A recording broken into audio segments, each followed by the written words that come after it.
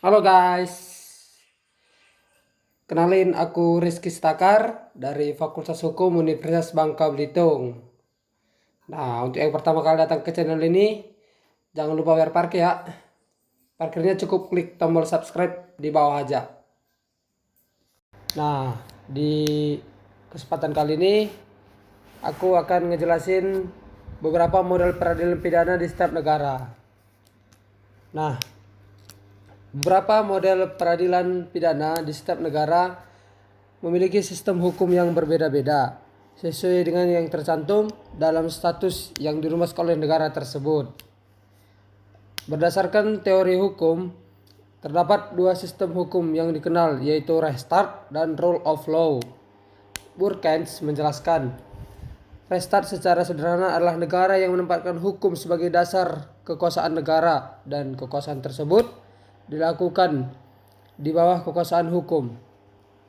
Sementara itu, Rule of Law pada intinya adalah common law sebagai dasar perlindungan bagi kebebasan individu terhadap kesewenang-wenangan penguasa atau bebas dari kewajiban untuk menaati hukum yang mengatur warga negaranya.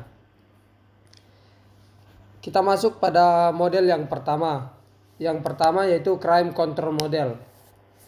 Model sistem peradilan pidana yang pertama ini umumnya disingkat CCM. Nah, pada sistem ini budaya yang bersifat represif dalam menanggulangi perilaku kejahatan. Di dalam sistem ini, penanggulangan kejahatannya dengan model ini cenderung menggunakan pohon yang tinggi, yaitu yang bersifat penalti melalui scanning yang telah dilakukan oleh polisi atau jaksa sebagai indikator untuk menentukan atau melakukan penilaian terhadap seseorang.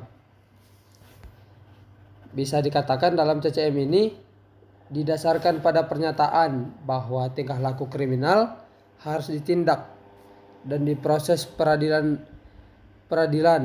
pidana, yaitu merupakan jaminan positif untuk ketertiban umum.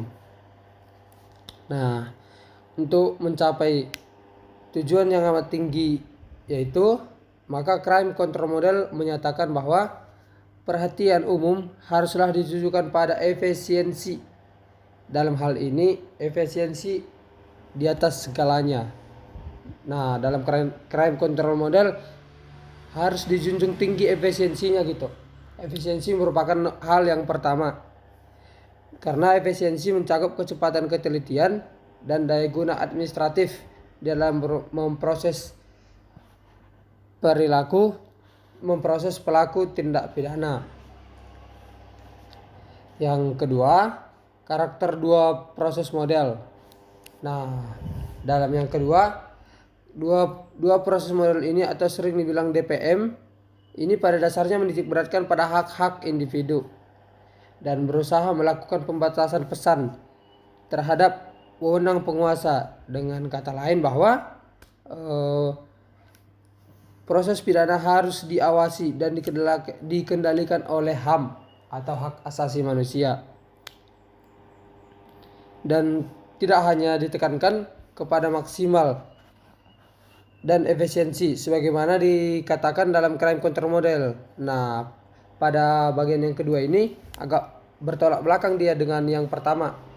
Yang crime control model menekankan kepada efisiensi, sedangkan pada crime control model lebih menekankan juga prosedur penyelesaian perkaranya harus tepat gitu.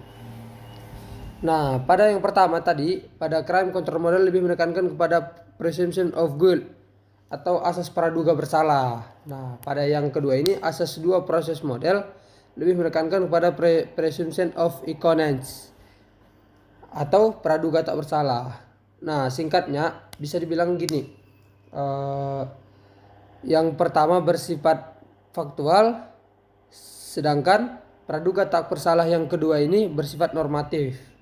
Nah, asas crime control model ini sifatnya faktual gitu ya. Sedangkan yang kedua, karakter dua proses model ini sifatnya normatif. Nah, bisa dibilang seperti itu singkatnya. Nah, yang kita masuk yang ketiga. Yang ketiga, karakter family model. Nah, Ini karakter family model adalah merupakan kritik terhadap kedua model sebelumnya. Nah, karakter family model ini merupakan bisa dibilang kritik terhadap kedua model awal tadi, terhadap crime counter model dan dua proses model.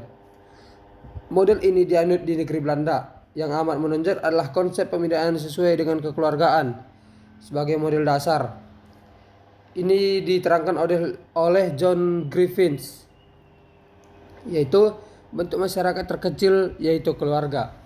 Nah, dalam model yang ketiga ini, keluarga merupakan tumpuan dasar dalam konsep pemidanaan.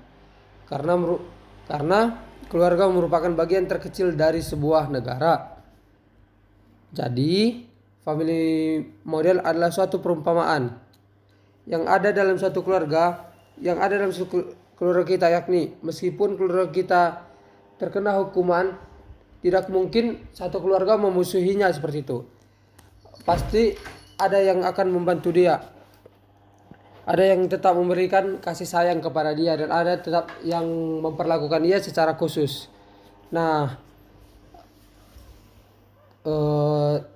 sekian yang bisa saya sampaikan pada konten kali ini, yaitu konten kali ini 3 yang bisa saya sampaikan, yaitu crime control model, karakter 2 proses model, dan karakter family model.